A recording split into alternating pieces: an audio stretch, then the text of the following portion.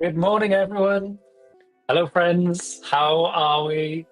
I've been keeping watching the chat before we were going live. So, hello, Felix. Hello, Thomas. Alessandro, all the way from Auckland in New Zealand. It must be kind of late right now. Like beyond 10 p.m., 11 p.m.? So, thank you for joining us so late. Is Janetta? Hello. Felix from Kenya, excellent. Hello, world. Hello, Michael. Welcome, welcome. Hi, Matthew from South Africa. Oluwafemi from Nigeria. Hello, Gregoria, and Christophe from Bordeaux in France. Welcome, welcome. Thank you all for joining. And of course, keep the chat going as well there. Always love to know where we've got people tuning in from. Always great to see just the reaches that we've got. But more importantly, let me know as well, what are you working on? What are you working on? Because we have a really cool hackathon kind of project thing going on right now. So gh.io/love-of-code. We'll take a look at it in a minute. But if you're working on something, you could enter the competition. And if you're not working on something, maybe you could. Maybe you could go and kind of tune that creative energy and go and build something. So that's what we're going to be looking at today, because we started last week with this kind of Love of Code event, and we were building stuff around MCP. And it was an okay live stream last week. It was a good session. But I feel the example that we picked was fine, but we could have had a better example. So I was kind of thinking, racking my brain over it, and I built something, and what I want to do today is more of a show and tell around it and kind of talk through kind of some of the decisions I made, why, and help maybe learn a bit about MCP, Model Context Protocol, as well. So that's my plan for today. We'll do a bit around the changelog like we normally do, looking at all the things that have gone on, but of course, really want to know what you're all working on. So let me see in the chat who else we've got. Vladimir, good morning. Aurora, hello. Fasneem from India. Abdul Razak from Egypt. Hello, Pranav. Hi, Chris from the UK. The UK is very rainy, at least it is in the southern UK today. It's back to normality, no more hot weather. Well, actually, it's still kind of hot, but just very muggy and rainy. So the worst of all worlds, I suppose. Bharat, hi from India. And the pale blue dot. I'm going to translate what that means. Hi from Indonesia. Good vibes from Germany, Stuttgart. Excellent. Hi, Oliver. Rudy Shoes. Who am I talking to anyway?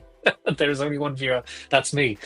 No, Rudy Shoes. We are broadcasting simultaneously to YouTube, to LinkedIn, to Twitch. So you might be the only one on, I guess, Twitch right now. We'll get some more people joining. That we have some normal, regular faces come and join us on Twitch. So I'm sure they'll be around shortly. But we got multiple platforms that we stream to at the same time, and I can see the chats across all of them. So that's why. So we've got a few folks on LinkedIn today by the looks of it. Hi, Sahibjot. Welcome, welcome. LinkedIn user, I do not see your name, unfortunately, but welcome from India. Thank you. Gabriel, hey. Prague is here as well. Apologies, I don't see your name there either. AJ joining from South India. Sandeep from India. Ebby, hi there.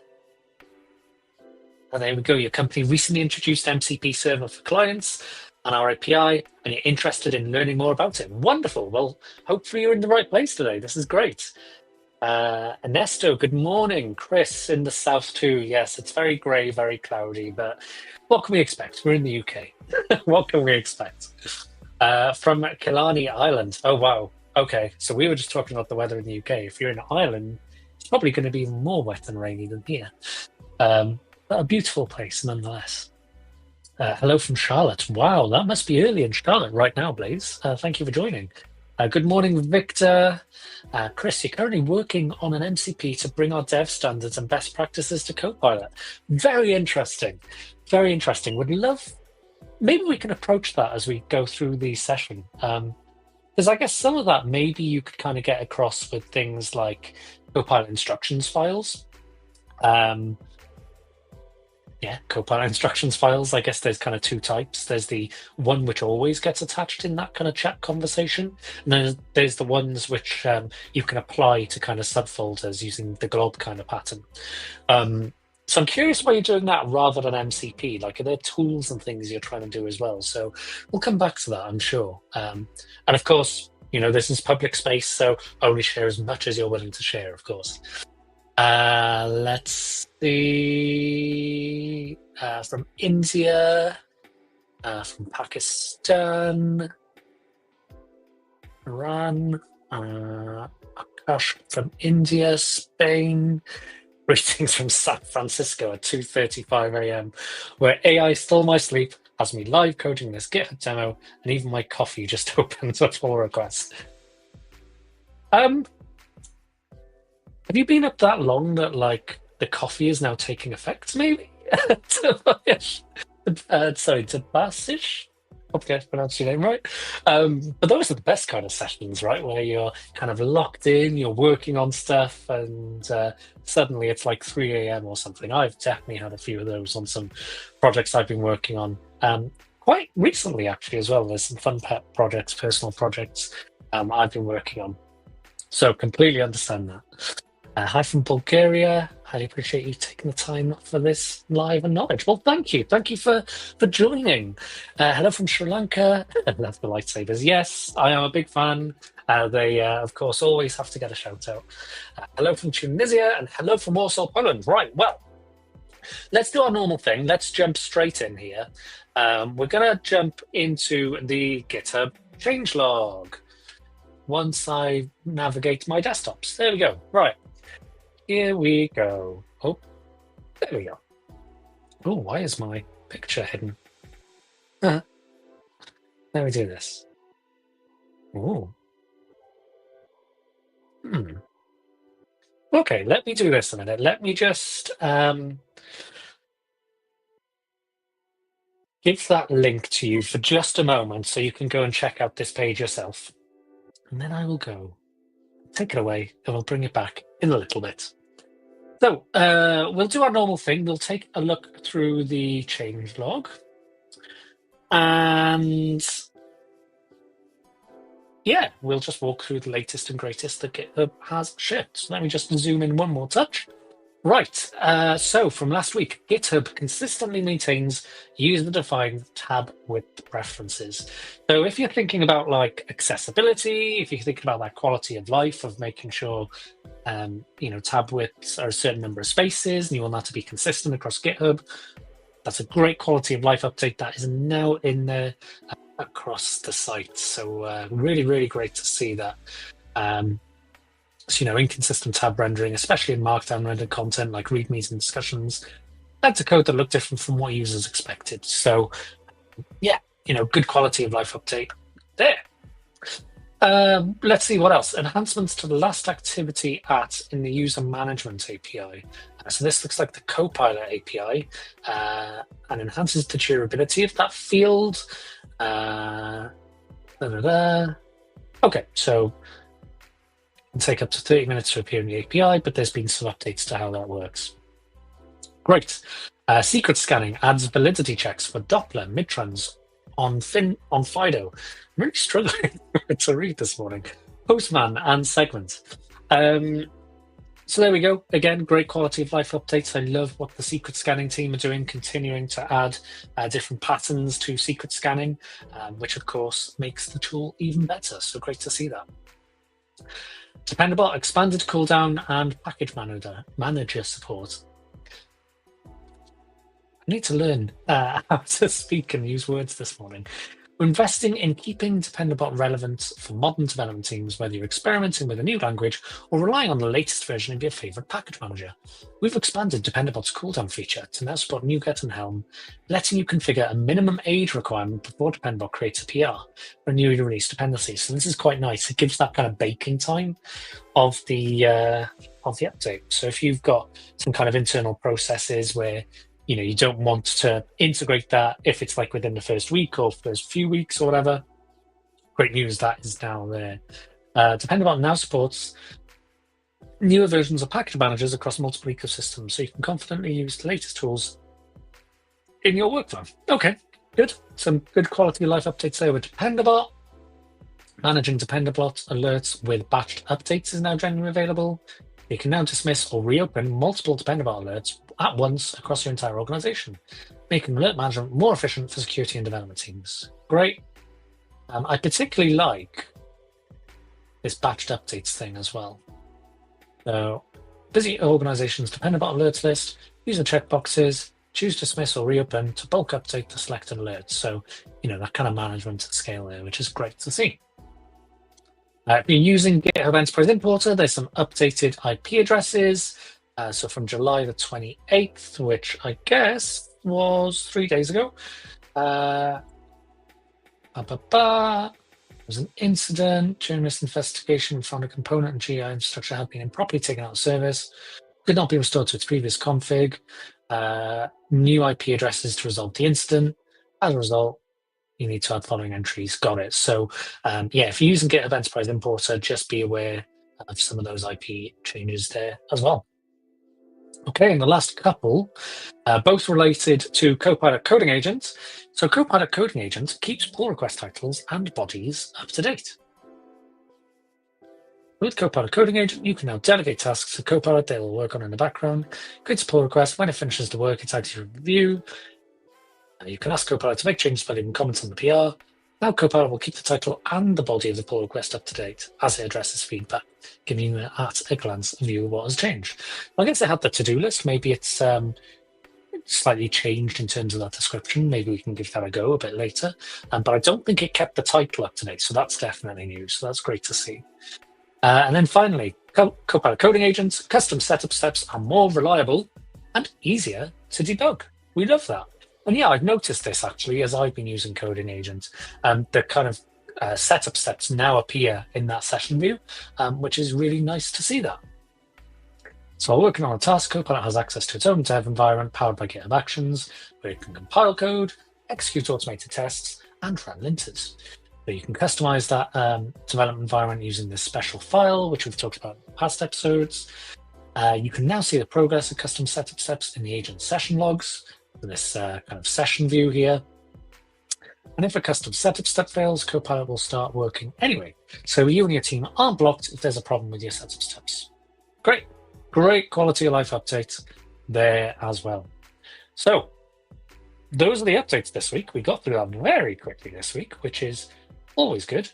As a reminder, gh.io/changelog.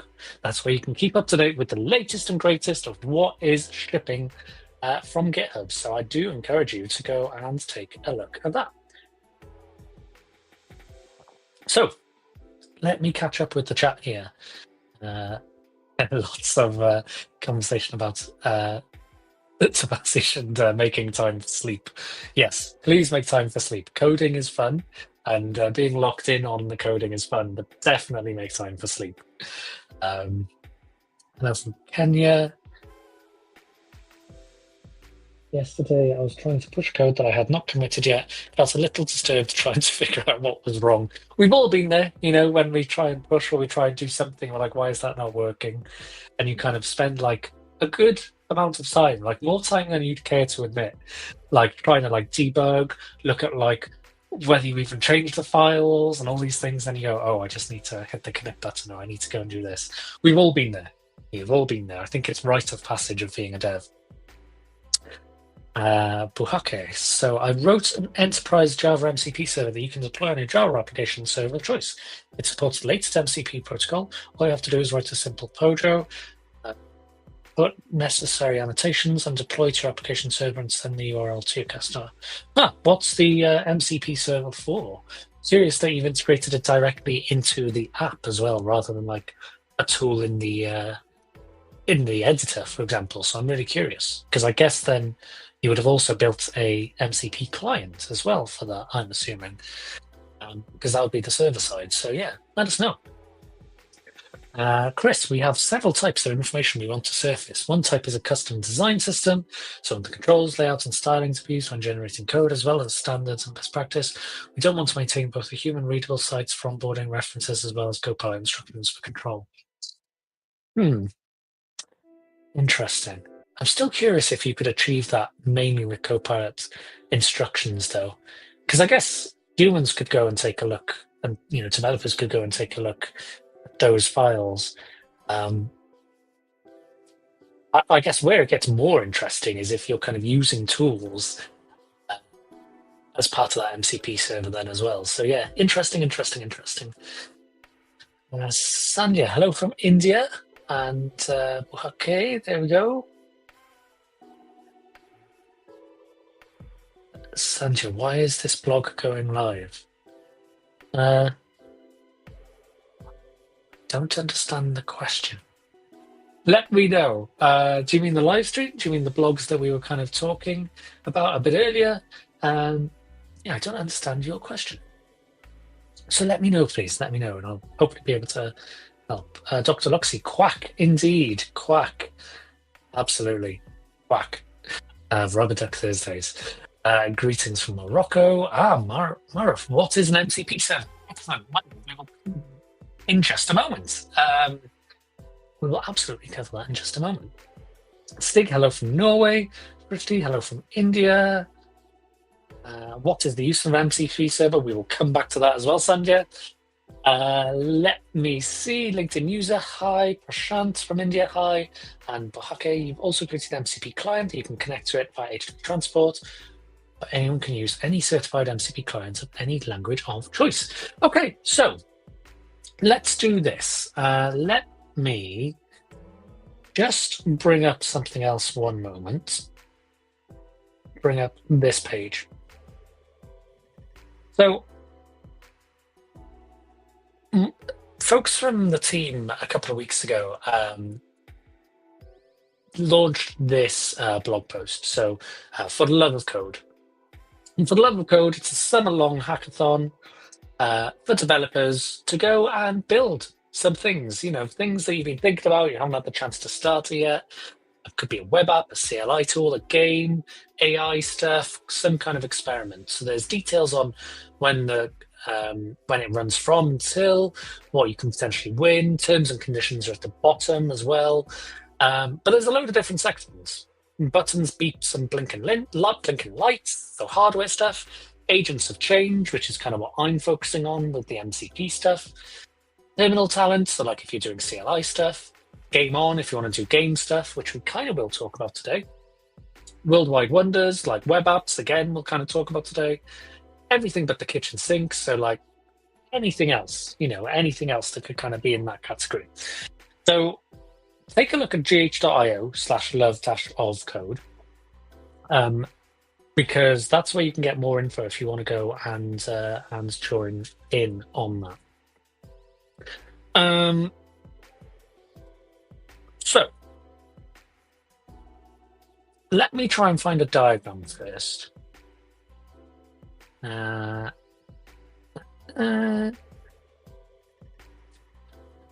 Let me try and find a diagram. Funny. Does anyone else do that? Like sing when you're like trying to do something? Definitely a me thing. Or rather, it's definitely something that I do a lot. Who's with me on that?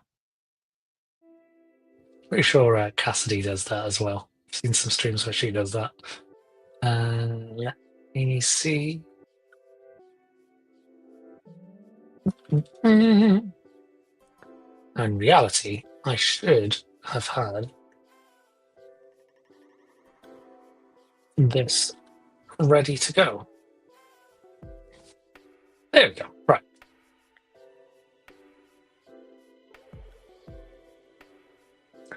Absolutely, Sanjay. You can participate in it. So go take a look at the link just down below, gh.io/love-of-code. Read all of the kind of terms and conditions, read all of the entry criteria, blah, blah, blah, blah, blah. But yes, it's something you can go and participate in. So yeah, go and take a look. Right, I'm going to go and remove that banner now, just so we got a bit more screen real estate. There we go. And let me go and do this. Boop. Right, so what is MCP? Let's bring the diagram off screen first. MCP stands for Model Context Protocol. And when you think about using AI tools, so whether you're using Copilot, whether you're using like Claude Code or whatever it is, there might be tools that you need to go and access. So things that you want to go and interact with. So for example, GitHub. You might want to go and find more about a GitHub issue. You might want to go and create a GitHub pull request. You might want to go and do some UI testing with Playwright. You might want to go and access the latest and greatest documentation. You might want to go and get data from an API. There's any number of reasons that you might want to go and interact with something else. And by default, those AI tools won't have access to those kind of different services, different tools. So what Model Context Protocol is, it's a consistent way, it's a standard of you being able to plug in and give access to these AI tools, Copilot, to whichever kind of AI CLI tool you might be using this week. I've seen talk of some already in the chat, but it's effectively a standard way that you can go and give access to these tools. So rather than having to have one standard for like Claude, one standard for Gemini, one standard for Copilot, it's a standard across the industry that you can kind of plug in these different tools, these different servers. So that is the idea behind MCP. It's a way to give access to additional tools, to additional capabilities for your AI agents that you're using and working with. So there's kind of two parts to Model Context Protocol. There's the client, and then there's the server. So the client is really the thing that you're using. So in our instance, what we're talking about today, our client is GitHub Copilot in Visual Studio Code. That's our client. The server is then the thing that we're talking to. It's the kind of like we're used to with client server architectures, it's the thing that we're kind of making a request to, getting a response from. So to give you an example of that, or to help illustrate that a little bit here, you can see here that I, as a user, would go and interact with my agents, so Copilot, for example, and Copilot goes and calls the large language model, goes and responds to me, and we have this kind of agentic loop going on. But the magic is when we plug in those MCP servers. So if we plugged in like the GitHub MCP server, for example, and gave access to that, as you can see on the bottom left here, you can see that then this is a capability that the agent is now aware of. And then what it can go and do is, based on the set of tools and capabilities it has access to, it can go and do additional things like get an issue, go and create a pull request, go and delegate an issue to Copilot coding agent. So really, these extends the capabilities of these agent tools, and it's a consistent way to do it across these different AI tools. That's effectively what Model Context Protocol is, MCP servers. So that, in a nutshell, is what MCP servers are. So hopefully that makes sense for the folks who were asking. And questions, please feel free to put in the chat as well, because we can answer those and address those as we go as well. So what I've been thinking about is I want to build something that we can use for the love of code, for that kind of hackathon that we just talked about. I also want it to help people learn about MCP.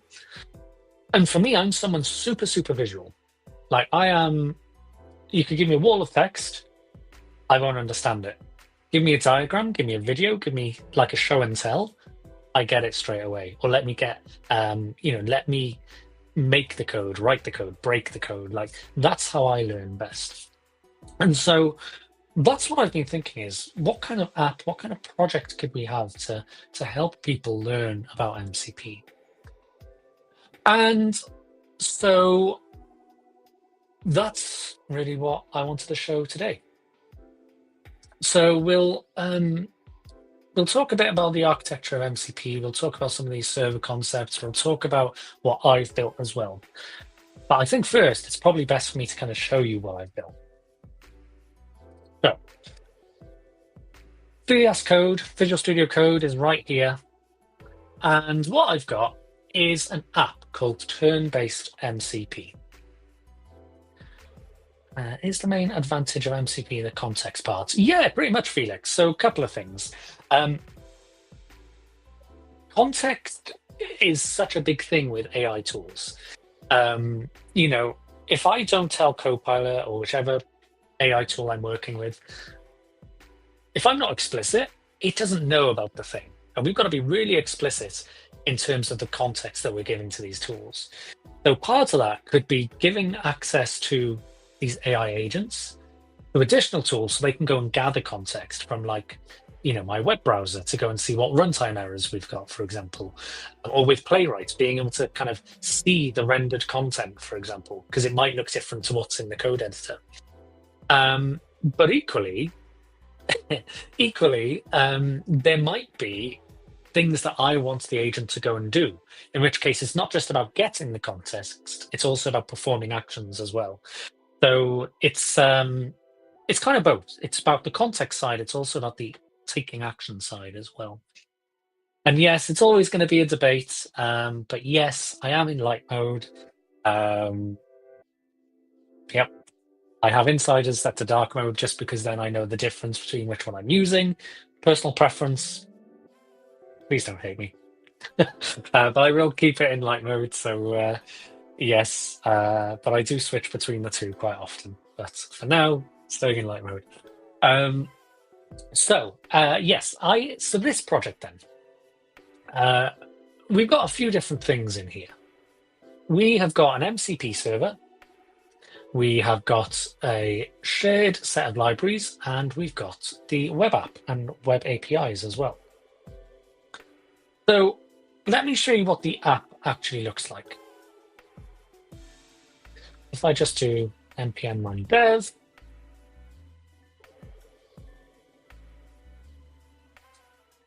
and go wait for that to build. All right. Fine.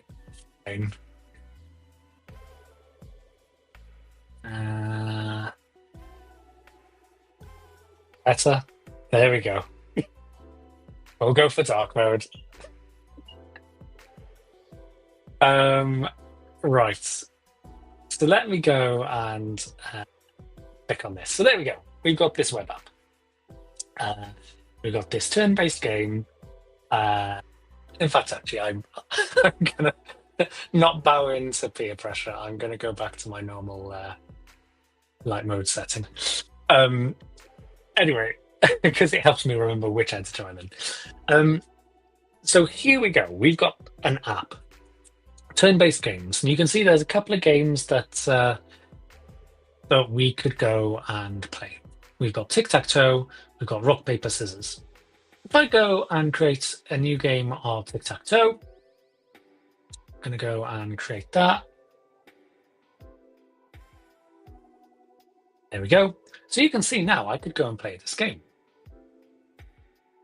But I'm waiting on an AI to go and play against me. So let me just go and bring this off screen one moment. I'm just going to merge my views across here. Like that. There we go. Great. So you can see now we've got the Visual Studio Code on the left. We've got the app on the right. And so what I was thinking was, obviously, for me as a user, the way I've interacted with the app is I go and place my move. What happens behind the scenes is we call a backend API that the user has placed their move in the top left-hand square, for example. Now we're waiting on the AI's move. That's what the front end is kind of telling us. So now what we could go and do is we could go and use Copilot to play against us. But this isn't like the kind of normal scenario that you would go and use Copilot for, like you'd bring in tools to help you with your development. But it's just something really visual to kind of show how MCP tools work. So let's do this. Let's play a game of tic-tac-toe. I started one off. Let's pass in that game ID. And go. There we go. So it's going to try and play that. There we go. So it's analyzed the game.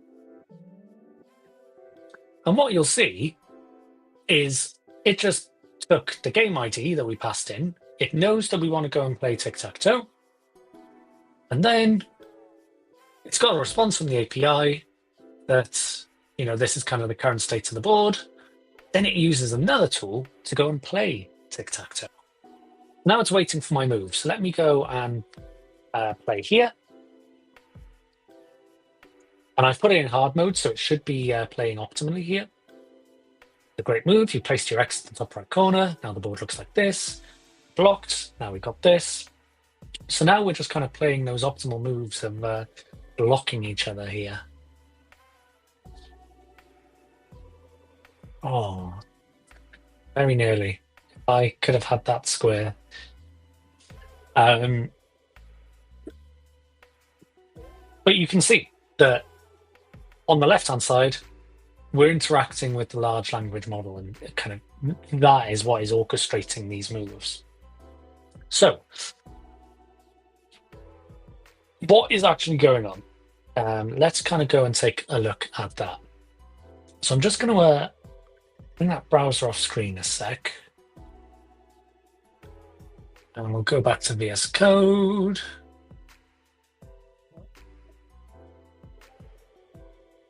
We won't. We'll go to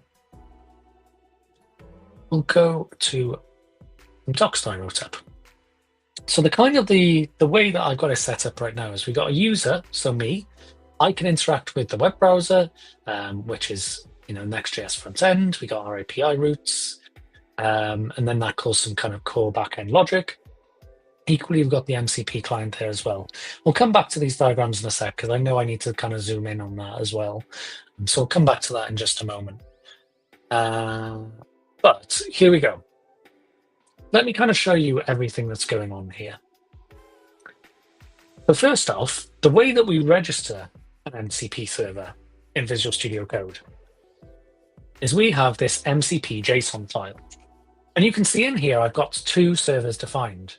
I've got my turn-based game server here, and all that's doing is finding the local binaries that we've built. So it's not like it's a published NPM package anywhere or anything like that. It's just running the compiled code locally in this working directory. So if I go to MCP server, you will see a dist folder there, and it's going ahead and just running that kind of code there. That's what it's doing. That's how we go and register the MCP server in Visual Studio Code. There we go. Now, what's actually happening? Let me go and show you that. There we go. Server. Okay. So there are a number of different SDKs that you can go and interact with for Model Context Protocol. For ease, for me, because I was building a front-end app and kind of the API, I wanted this kind of demo to be all self-contained. So, so I just decided to kind of use TypeScript and JavaScript. There's an SDK for that. There's many other language SDKs there as well.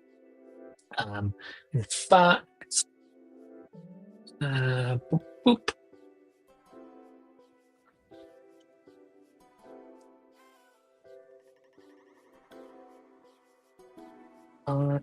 At the top, there we go.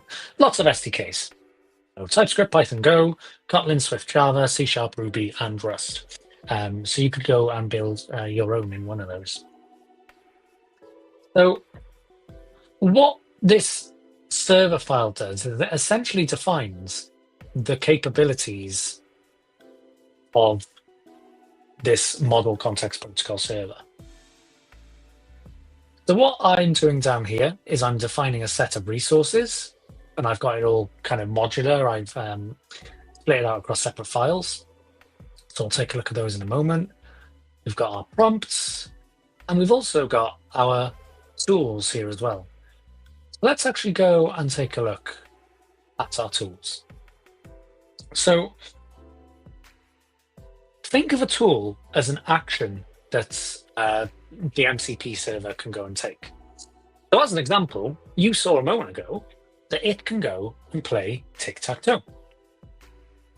It can go and play rock, paper, scissors, analyze a game. It can wait for a player move. It can create a tic-tac-toe game. It can create a rock, paper, scissors game. So you can see that this is effectively defining the capabilities that the MCP server can go and take.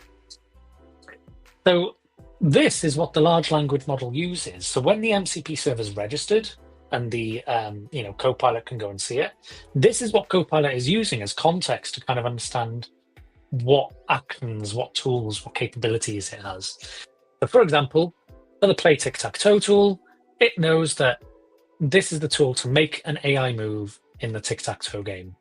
And we've also got an important note. After calling the tool, when the game's still playing, it must call wait for player move to continue the game flow. So we're kind of creating that loop. We'll come back to that in a little bit, why I've made that kind of decision there.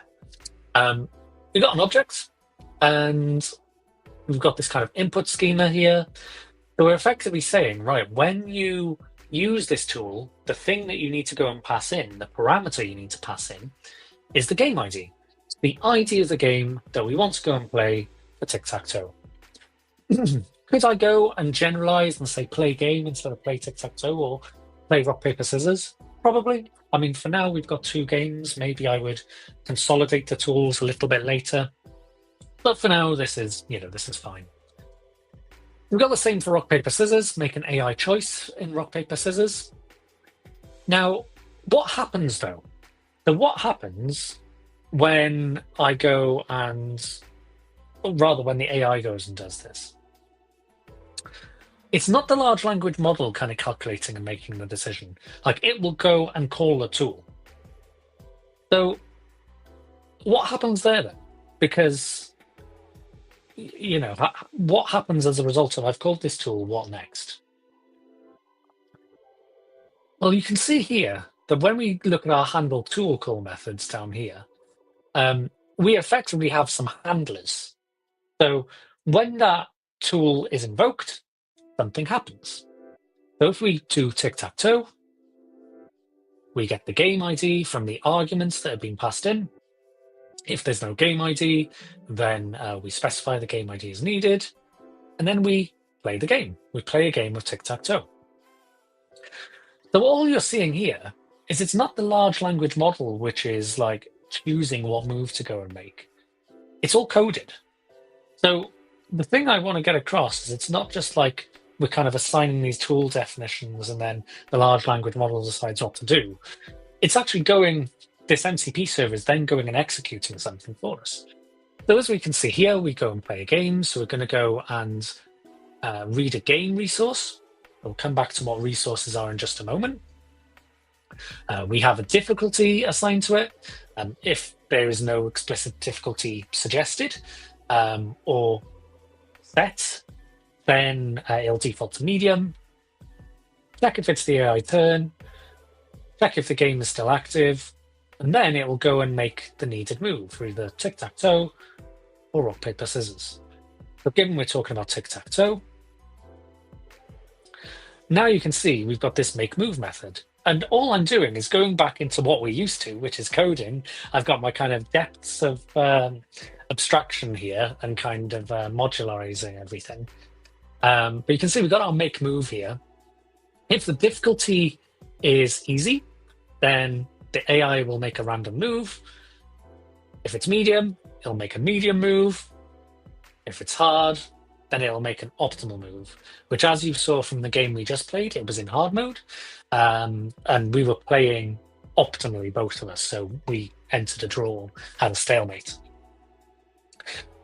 So then you can see that if we go to the optimal move piece, we're just kind of going and scoring the different moves, what the best option is, and kind of going down that way. But the point that I'm trying to get across is that Model Context Protocol gives us access to these additional tools. These tools have definitions of what the capability is, which allow the large language model to say, right, this is a task that I can now go and complete. But it's not necessarily the large language model actually doing that thing. It's the code in the MCP server. So actually, as part of, in fact, let me go and bring up another tool call here. Let me go back and find the analyze one.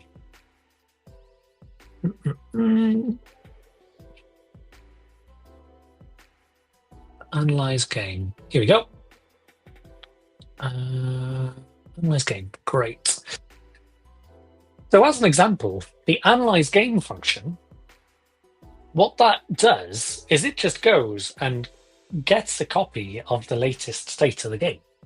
So similar to the play game, we've got this read game resource thing. I promise I will come back to that. But effectively, it's going and gathering the state of the game for us. And then this tool is effectively just saying, right, this is the current state of the game. This is what the board looks like. There you go. And for rock, paper, scissors, it will go and say whether the game is still being played, but it's passing that information back to the large language model. From there, then, the large language model decides, right, do I keep playing? In which case, do I call that play move method or the play tic-tac-toe method? Or do I just say, right, the game's done, this is the state of it? But in reality, the actions that are being performed, the gathering of the data, all of those things are code that we're writing here, these different kind of tools and different capabilities. So let me just jump back to server concepts here. There's three kind of core building blocks that you want to think about when you're building MCP servers. Tools. So these are the things where we can go and take action. So for example, playing the game, making a move, creating a GitHub issue, creating a pull request. Those are all things which are actions that we want the AI to go and take. Resources. That's for like getting some of that context. So in the idea of this game app that we're building, that would be gathering the current state of the board, understanding what move the player just made, those kind of things. And then prompts, if we want to go and make it easy for our users to go and work with our MCP server, then we want to provide some example prompts. So we can go and ship those as part of the MCP server as well. So those are the three kind of building blocks. So we've really been focusing on tools so far. Let's go and take a look at resources. You may have seen in Analyze Game and in the Play Tic-Tac-Toe move, I have this method for reading a game resource.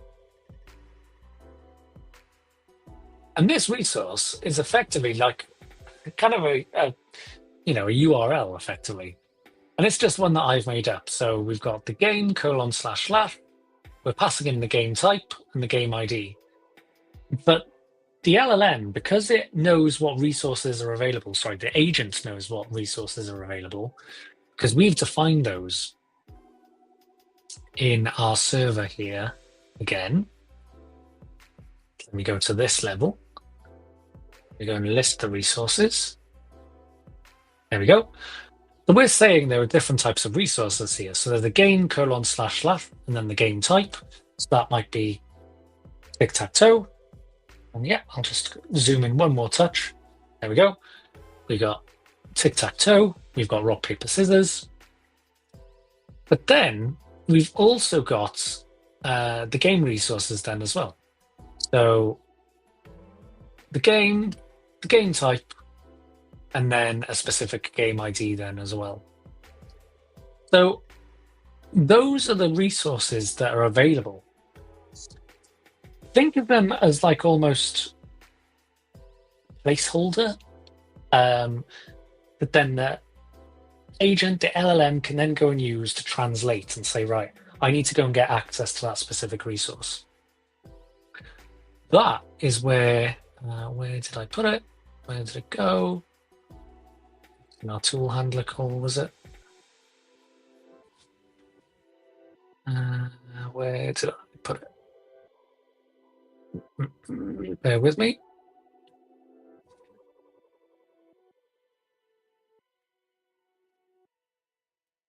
Go back to there. Because I'm so zoomed in here, so I'm struggling to find my tabs. But hopefully it's visible on the screen there, though. Right, so wait, read game resource. There we go. So what it's doing is it's translating that URL into an API call then for us, that URI. So we've got a game session. We get that by calling the backend API, which is running on our local host here. And maybe I can show you that in a sec when we are interacting with the agent. But it's calling that backend API. So passing in that game type like tic-tac-toe or rock, paper, scissors, and then that game ID there then as well. If there's no game session, so the game doesn't exist, the game's not found, it throws the error. Otherwise, it returns the game session, and it might go and throw that error then if it catches that. So yeah, think of those resource URIs as ways to kind of translate what action needs to take place from the MCP server. So if I've got like a game / tic-tac-toe, we'd go and list all the tic-tac-toe games, for example. If we go game / tic-tac-toe /ID, we'd get the state for that specific game. So as an example, let me create a new game here. I'm going to close that code. I'm going to make that full screen. Maybe I'm not. Let me go and do it like this. Create a game of rock, paper, scissors in easy mode. So as we go and look at the terminal here, we can see, there we go, that it's gone and initialized our database for rock, paper, scissors because it wasn't there yet, just what I put in code. But you can see the MCP server made a post to the API endpoint. So it went ahead, it ran the tool for creating rock, paper, scissors. Great, I've successfully created that game in easy mode. Here are the details. Let me go and copy that. And let me just go and find the game here. Oh, I didn't make it full screen again after our use. Okay. Right, so I'm going to go and paste in that ID that we just got given. We can play rock, we can play paper, we can play scissors. Let's go for scissors. This is where I go back. I made my move in the game. Let's play. We'll see in just a moment that, there we go, it's gone ahead and posted the move there. You can see from that specific endpoint, but it also did a get on that MCP endpoint there as well. Doing a few gets on that MCP endpoint. So it's polling the endpoint to check if I've made my move yet. So played its move, waiting for my move. So we drew on the first one. Let's go paper this time. It's waiting for my move, polling the endpoint, detected that I've made my move. Oh, I don't think I responded quickly enough, which is okay. I made my move. There we go. There we go. We're playing rock, paper, scissors. I win the second one. Let's go to scissors again for the third round. You'll see, once again, it's just pulling that endpoint. I think I've got a bug. Because it's definitely supposed to make a move when it detects I've made mine. But never mind. We can go and fix that at some point. So I have played my move. So in reality, would you go and play rock, paper, scissors, or something like tic-tac-toe in your Copilot chat? No, but it's trying to get across the point that you've got tools and capabilities that the AI can take action on. It can also gather context from those APIs, and this is just a nice visual way of kind of showing that actually you can go and take action on these things here. So we're playing that kind of game. But the moves that are being made are, hard-coded. I don't know if that's the right word, but there's algorithms behind it. It's not the large language model making the decision of do I go for top left or top right. I've, made the logic and the code there in terms of what moves it should go and make. It's large language model passing in the parameters that then the correct kind of tool call is called. So AI, you need to go and make a hard tic-tac-toe move, for example. Where am I pasting the game ID? Just into, I've got kind of two ways of creating the game or joining a game in the app. So joining by ID and just pasting it in here, or creating a game here then as well. So the code is not open source yet, but that is the plan. So stay tuned. I'll share next week because I hope it should be up by then. But yeah, that's exactly the plan, to go and make this a nice resource for people to go and use. So just getting it through the processes at the moment. So stay tuned on that, Murph. But yes, that's what we're heading towards. Yeah, so we've talked about resources. We've talked about tools. Let's talk about the third capability, which is prompts. Prompts are, really so important when we're working with AI tools. Part of this whole idea of context engineering. So, context engineering includes things like retrieval augmented generation, bringing in context from elsewhere. But a core part of that is how we prompt our AI tool. We've talked about this many times in the past. We've talked about it in terms of not being direct enough and kind of detailed enough and specific enough in what we're sharing. And so it's really important that we have these very clear prompts. The third thing that you can do with MCP servers, or the third kind of foundational concept, as I like to think of it, is prompts.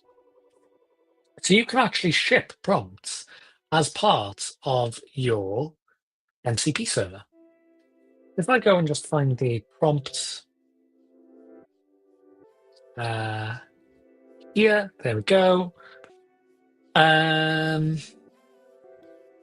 I can go and list the set of prompts that we've got. Oh, again, I've just made it all modular. We've got a load of different prompts in here. And we can also get a specific prompt as well. So this is basically where we're defining the set of prompts that shipped with the MCP server. So as an example,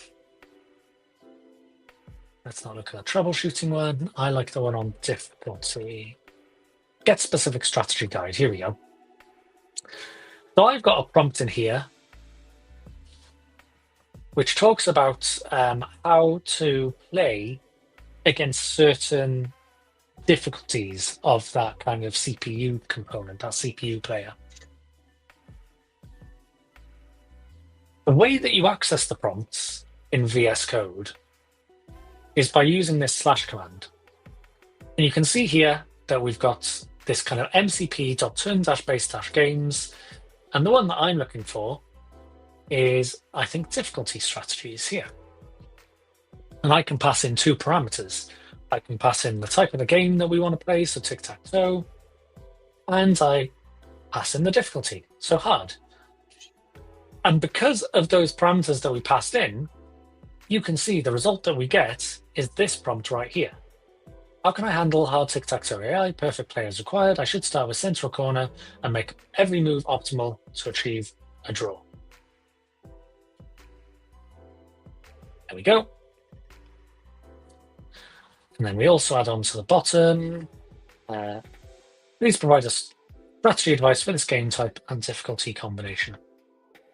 But this is a way that you can ship these reusable prompts as part of your MCP server. So you're helping users get the most out of those tools and capabilities.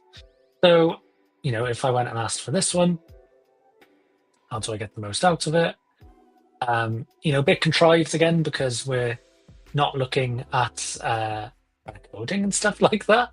But imagine if you were shipping like a feature flag MCP, or you're shipping, MCP to work on your API endpoints, or to what Chris was saying earlier, you're shipping an MCP server to help with coding standards. You could ship prompts as part of that MCP server here as well, to make them reusable. Equally, you can define prompts in VS Code, by the way, as well. There we go. You've got these kind of prompt files that you can go and select. But MCP servers, again, allow you to do that across these different tools, as long as the client supports it. That's a key point, actually. There we go. So yes, perfect play, center starts position 5, corner start there, avoid edge starts, against center response, against corner response, and talk through the kind of the way to go and do that. And this is the large language model responding at this point. So yeah, that's that's these different kind of capabilities there. So tools, resources, and prompts. Those are the kind of 3 things to keep in mind there. And what I showed you, by the way, when I was like, let's play tic-tac-toe, what the Copilot agent here is doing is, in agent mode, it's going and using like auto discovery of the tools, looking at the different tools that are available and saying, right, I think we probably need to use the play tic-tac-toe tool. I think we need to use the play rock, paper, scissors tool. But I can also call those tools directly as well, by doing something like play tic-tac-toe. So if I go and do that, obviously we haven't passed in an ID there. So I'd expect that we're going to get a failure. Oh no, there we go. It's been intelligent enough to create a tic-tac-toe game first. There we go. It's not the AI's turn. It's current player. So again, you can see there's these different ways of kind of interacting with that, and I'm going to stop that one there. So yeah, this is kind of the capability and the power of MCP, is being able to give these AI agents additional capabilities and additional tools. So that's what I wanted to show. The plan is to open source that and release that project. So stay tuned for that. I will. I'll probably do a follow-up blog post again, like we've done with other sessions on Rubber Duck Thursdays, and I'll include it in that, assuming that we've released it by then. But otherwise, I'll let you know on a future one of these streams as well. So the questions: does it work with Copilot GPT 4.1? Do you mean MCP in general, Maruf? Yes, MCP works across those. What I found with GPT 4.1 personally is sometimes I need to be a lot more explicit in saying what tool call I want it to go and do. Like if I say play tic-tac-toe, it might just play tic-tac-toe in the chat with me rather than doing the tool call. So that's just something to kind of bear in mind, is like, as you're using different underlying large language models, they have different strengths. Some will be better at doing tool calling. Some others will be better, other different things like coding or, writing docs or whatever it is. So just be mindful of that when you're kind of switching between the different large language models.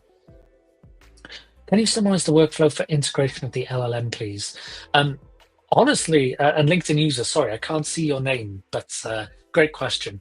I don't have to think about any of that. I just plug into the model context protocol, the SDK, and the SDK does all the work that's needed. Then it plugs into the client. So remember what we said earlier. There's the server which I've made, and then there's a client that we're working from. So in this instance, the client that we're talking about is Copilot and Visual Studio Code. So the client calls the server then passes that back to the client, and the client is the thing that is then talking to the large language model.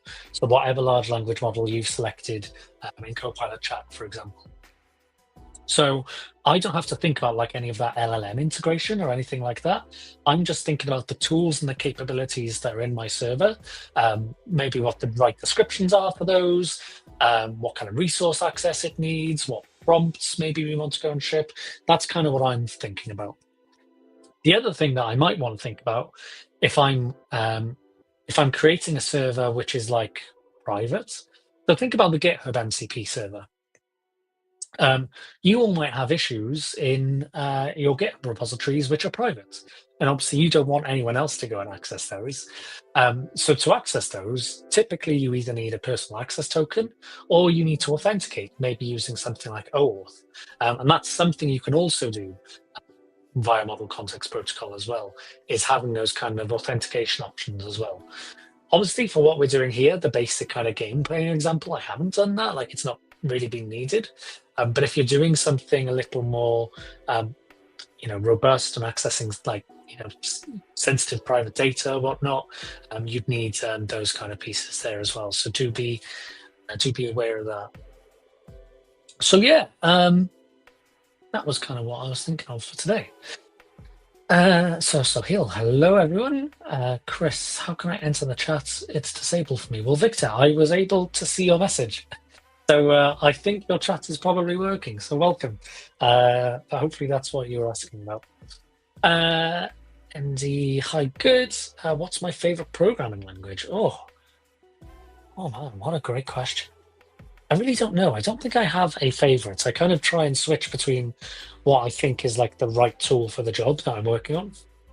So for this project that we were just talking about, I used a lot of TypeScript because, we had a front end app, back-end APIs, we had the MCP server, and because I wanted it all as one repo, nice and self-contained, and kind of coupled, I figured let's just use one language, so I use TypeScript for all of that. Whenever I'm doing back-end work, I'm personally using a bit of Go now, to be honest. That's kind of language I'm going for. But those are just personal preferences. It's just what I've happened to pick and what I happen to do a little bit of work on. When I originally started, I think I started off using PHP. Then I did a bit of Java. I did Cold Fusion at one point as well. I don't know if anyone else has done any Cold Fusion. I also have done some Python, some Haskell, I think, back at one point as well. .NET, done a lot of .NET and C# specifically. What else have I done? JavaScript, of course, if we're talking about JavaScript and TypeScript.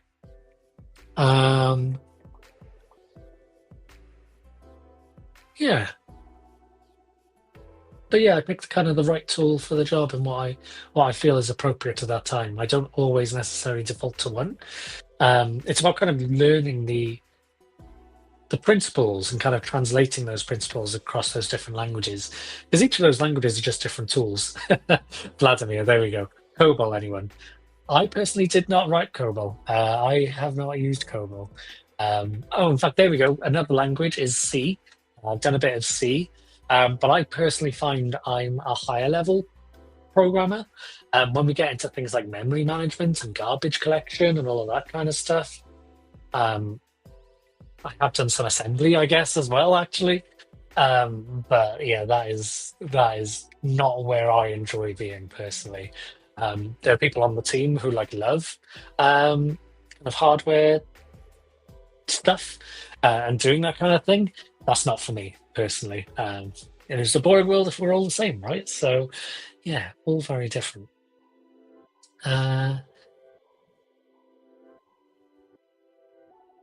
Yeah, S1, great question. How do you see the limitation of tools when using GitHub Copilot? 128 tools visible, because some MCPs like GitHub MCP have already 75. It's definitely one of the things that is an ongoing conversation in the broader MCP community. Um, because the other thing to remember, right, is there's such a thing as too much context. There's such a thing as having access to too many things as well. And so what you'll find as you start writing really, really, really, really long prompt files, really, really, really long, lots of different tools and things like that, is then the LLM or the agent might not understand what tool to go for, what kind of context to bring in, etc. So there's this kind of delicate balancing act between giving enough tools to do the job and context, prompts, etc., and too many. So I think what I find that I'm doing when I'm using these tools is if I don't need a specific tool at that point in time, I'll keep the definition in my MCP file locally, but I'll turn off the servers for certain things, or I'll just deselect the MCP server as an option before I'm submitting my chats, just because I don't need that kind of capability at the moment. Like I don't need Playwright right now. I don't need the GitHub MCP server right now. So let me just go and turn those off for now and then bring them back when I need them. I see. So you uncomment the MCPs that you don't need. That's a way. Remember, though, that you don't necessarily need to kind of turn them to uncomment them.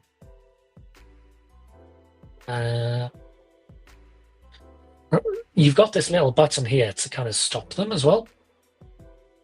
And the other thing that you can go and do, let me just switch things over a sec, is new chat. There we go. Even though they're stopped, it still comes to that. That's fair, I suppose. Actually, that is fair. But what I would do in that instance, and what is my common kind of approach, is I would just deselect the ones that I don't need. Like if I didn't need the Playwright ones, deselect them from here. Okay, and now it's only going to pass in the 36 tools instead of the 70 odd, how many were there as well. So that's how I would approach it, or how I do approach it. Uncommenting works too, I guess, because then I actually tried it, but I assume it would just not detect it in the list then. Yeah. There you go. Yeah, so both approaches could work there. Yep. So I'm going to bring this up on screen. My three go-to MCPs at the moment are GitHub, Playwright, and Context 7. Funnily enough, the same as mine. Playwright is really, really useful for when I'm doing UI stuff, as we saw in a couple of streams ago, actually. Check out that blog post if you're interested, and I'll bring it up on screen in a sec. Actually, I'm still on screen. Let me go and just do this. Boop. Blog. Oh, wow, I'm super zoomed in on the blog. I need to zoom out. Here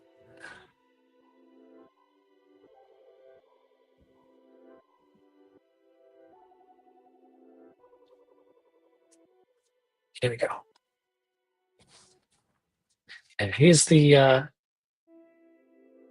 one that I just mentioned that did a few weeks ago with Playwright, where we used it to go and help us debug some UI issues that we were having. It was great. It was great. So go and take a read of that. It's on the GitHub blog if you wanted to go and take a look at that. I'll post the link in the chat as well, just so you've got that. There you go. But yeah, Playwright is one of the ones I use. GitHub, of course, as well. Context 7 as well. Getting access to the latest and greatest docs. I'm using that as well very, very often to help make sure that the knowledge the MCP, the large language model is relying on is up to date.